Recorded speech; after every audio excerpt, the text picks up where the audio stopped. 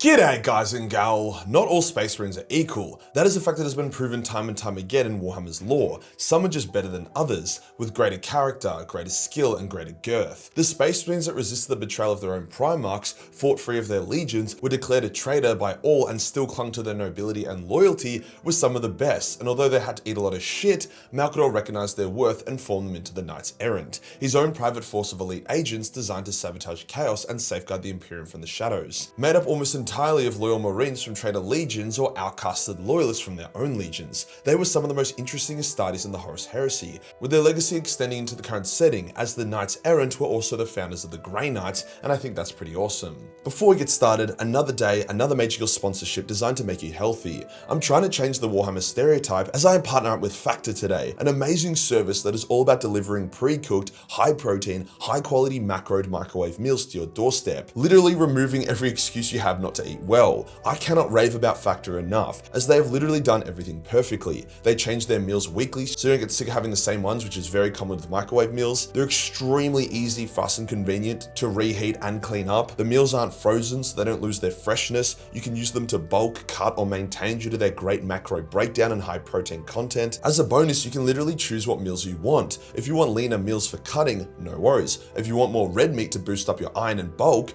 go for it. Factor completely shuts on all other microwave brands that I've tried, and boy have I tried a lot. There's not even a catch, like it doesn't cost an arm or a leg or anything, especially by using my link code MAJORFEB50 or QR code on screen. You'll get a massive 50% off your first box, and if you somehow don't love it, you can cancel at any time. Cheers to Factor for sponsoring this video. Today we'll go over the Knights Errant, detailing the main members, what their purpose was, some of the cool missions they went on, and what ended up happening to them. Let's get into it.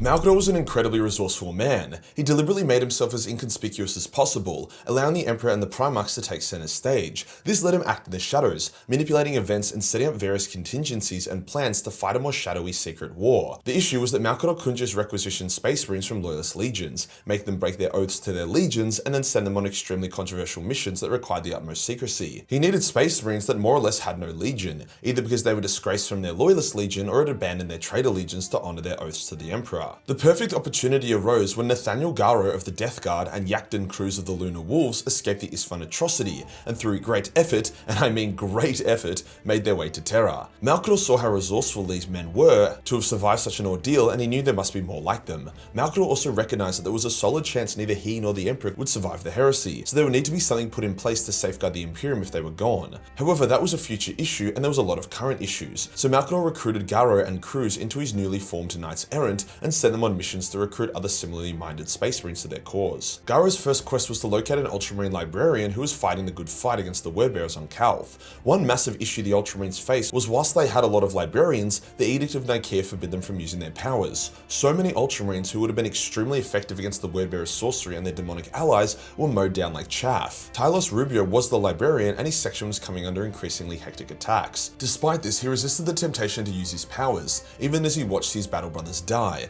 brothers he could have saved. Now Garrow approached these ultramarines and they were wary of a space marine with unpainted armor and no insignia and fought alongside them, all a part of Garrow's sneaky strategy. Now as a fun fact, Malcador wasn't the one to name the Knights Errant that. When Rubio saw Garrow wandering like a lone warrior, he said, "You are courting death," like some kind of ancient Knights Errant. And Garrow liked the name, so it stuck. Garrow basically knew that the tactical situation was bad and that they were going to be overwhelmed and killed. He more or less wanted to goad Rubio into using his psychic powers, since the Edict of Nicaea was progressively getting lifted, as it just straight up was nerfing the loyalists. However, the ultramarines didn't know this. Eventually a force of wordbearer terminators attacked, and that was going to be that. Even the legendary Garrow would not be able to stop them, so Rubio used his powers to collapse the tunnel the wordbearers were attacking from, killing some and stopping the rest. Although he just saved his company, his ultramarine brothers turned their backs on him in disgrace. Abandoned by his legion, Rubio went with Garrow to join the Knights Errant, one of the few loyalist marines to join the order. This next recruitment mission was spicy as fuck. A refugee ship containing White Scars, loyalist world eaters, and loyalist Emperor's children arrived on the brink of the Sol system and was stopped by Border Patrol. A custodian as well as the Knights Errant went to investigate. The custodian was extremely suspicious of the world eaters and Emperor's children, and he trusted the White Scars, since the White Scars were known to be loyal. His stubbornness would be his undoing, as the White Scars were actually traitors and framed the Emperor's children,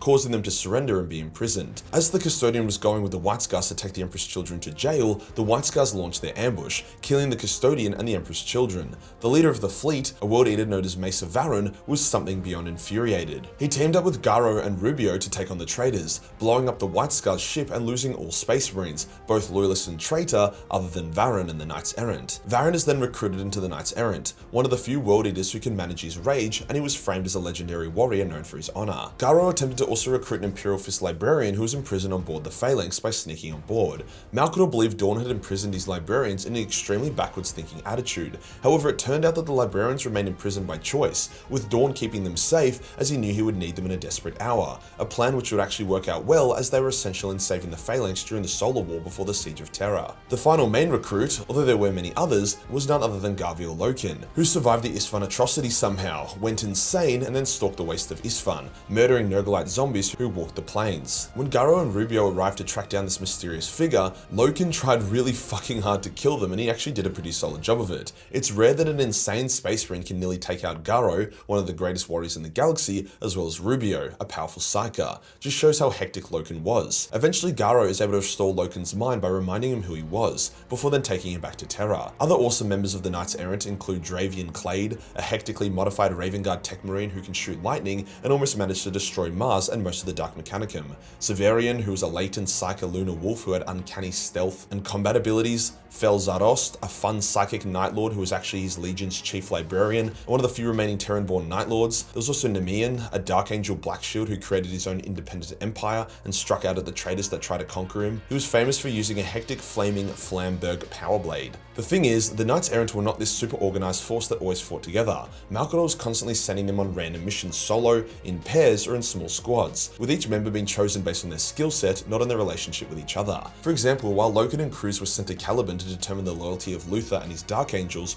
Rubio was sent to Baal to tell the Blood Angels that Sanguinius was dead and that they had to disband their legion and donate their remaining supplies to the currently alive legions. During this, Dravian Clade went to Mars to try sabotage the Dark Mechanicum and ended up getting killed. So none of these missions went down super well, and I think you can start to see that being a Knights Errant actually kind of fucking sucks. As a quick note, the Baal mission ended reasonably well when word came that Sanguinius was indeed alive. Otherwise, Rubio was going to get gunned down by the Blood Angels. The first big mission the Knights went on was to act as pathfinders for Lehman's eventual assault on Horus. They were supposed to find the vengeful spirit, mark locations of import, and maybe even try to do some damage. This mission was led by Garviel and involved 10 knights. Well, that went to shit, as well over half of the knights ended up dying or being hectically wounded. The rest were captured and brought before Horus. Horus tried to re-recruit Garviel, but Loken got his ship to blow out the windows and it sucked them all into space where they were recovered and escaped. Yacht Cruz was slain during this, something Garviel deeply regretted. The mission wasn't a total failure. A lot of intel was gained and a lot of key targets marked, allowing the Space Force to do a lot of damage to the Vengeful Spirit when they attacked. While this was going down, a strike force was sent by Malcador to try to recover the shards of Magnus in hopes they could rebuild a Loyalist Magnus and use him to power the Golden Throne, allowing the Emperor to be free to lead the Loyalists. The force was led by Dio Promos, the ex-chief librarian of the Ultramarines who had joined the Knights Errant. He was given a grim task set by Malcador. When potential Knights Errant or future potential Grey Knights were found,